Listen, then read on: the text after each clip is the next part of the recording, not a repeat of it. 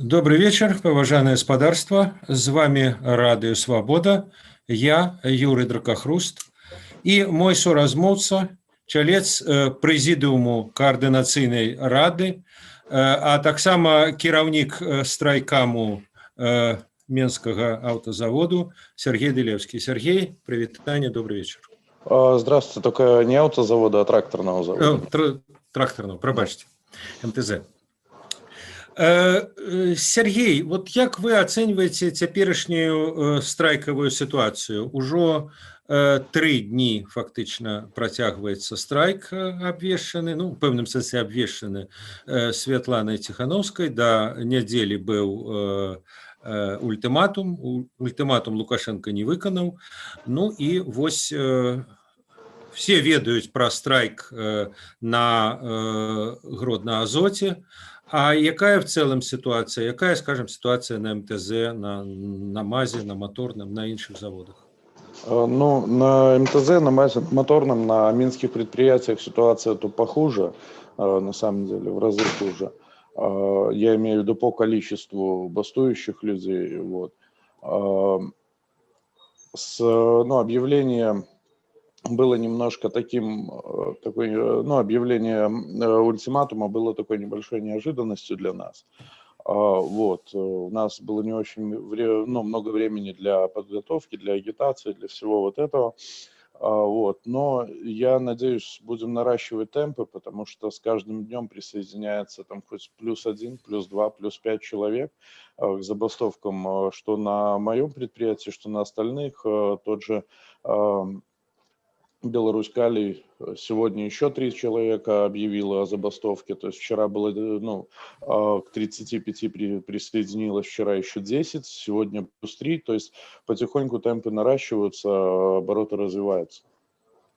А вот Лукашенко даволі хутка на это адрэагаваў, его вядомая заява: хто не хоча работать, всех за браму, кто не хоча вучыцца, всех з універсітэта выгнаць, да, войска, хлопцаў войска паслаць.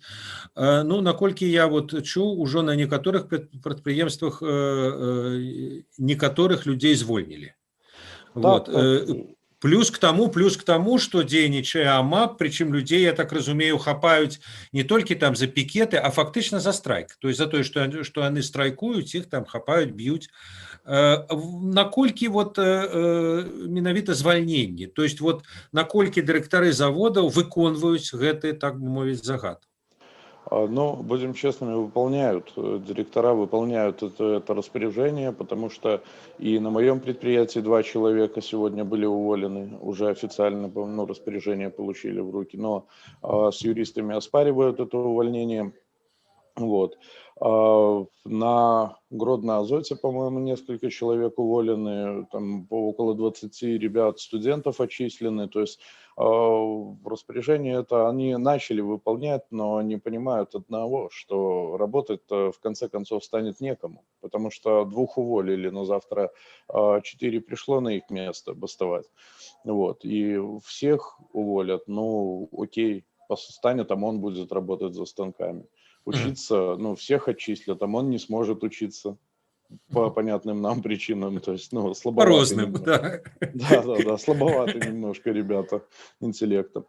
Вот, то есть, сам станет за станок, что ли, это несуразица полная. Здесь надо понимать, и людям нужно очень важно донести, что, опять же, вторая сторона вот этой медали, пока мы выходим по 50, по 100 человек, нас будут увольнять.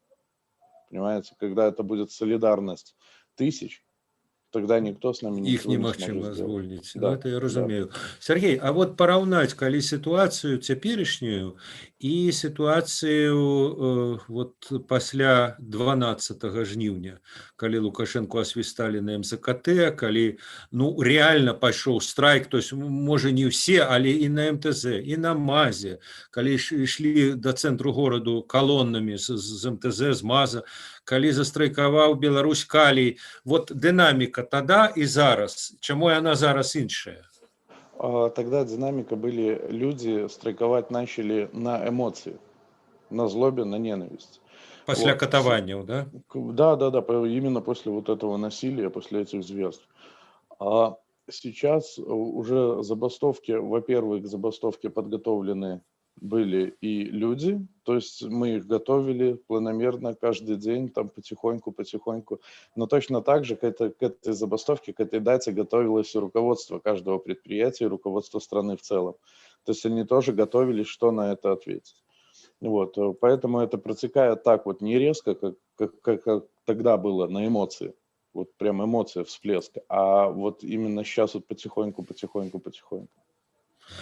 Сергей, а вот скажите, наколькі як бы вот адрозніваецца матывацыя, то есть вот зараз калі люди выходят на вуліцу, такое адчуванне, что мы все адзіныя, все як бы в адным парыве, але сацыяльныя інтарэсы ніхто не адмяняў. Вот у студэнтаў яны адны, у студэнтаў альтэрнатыва вучэнняў, ну он Польшу поедзе, там яшчэ якія варыянты, а у рабочего на МТЗ, когда он стратит працу, у него не так шмат вариантов. Будем честными, если рабочий, нормально квалифицированный специалист, у него вариантов очень много. То есть, понимаете, рабочему мужику, будем честными, если есть голова на плечах и руки, извиняюсь, не с пятой точки растут, работу он найдет всегда. То есть точно так же и меня, когда встал вопрос о увольнении меня, то есть я не переживал сильно по этому поводу, потому что я понимал, что я всегда смогу найти работу.